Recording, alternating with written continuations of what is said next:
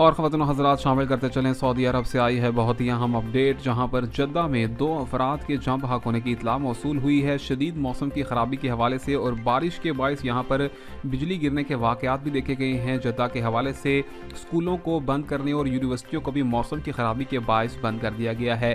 छुट्टियाँ दे दी गई हैं स्कूलों में। बताया गया है कि जद्दा में जो सूरत हाल है वह बहुत ही ज़्यादा ख़राब है। हुकाम ने बताया है कि यहाँ पर मगरबी जानिब से देखा जा रहा है कि जो हवा का दबाव है उसके अंदर भी इजाफा हो रहा है और बारिशों के अंदर भी अगले चंद रोज़ में भी मज़ीद इजाफा होगा। परवाज़ों में ताख़ीर से मुतल्लिक भी अलर्ट जारी किया गया है। स्कूलों को बंद करना मजबूरी है, यहाँ पर रियाज हुकाम का ये कहना है। इसी के साथ साथ आपको बताएं कि बताया गया है कि यहाँ पर जद्दा और मक्का को मिलाने वाली जो सड़कें हैं वो मुतअद्दिद तौर पर बारिश के हवाले से उसके बाद बंद कर दी गई थी, जिनको जुज़वी तौर पर खोला भी गया, लेकिन गाड़ियों के डूब जाने के बायस दोबारा से बंद कर दिया गया।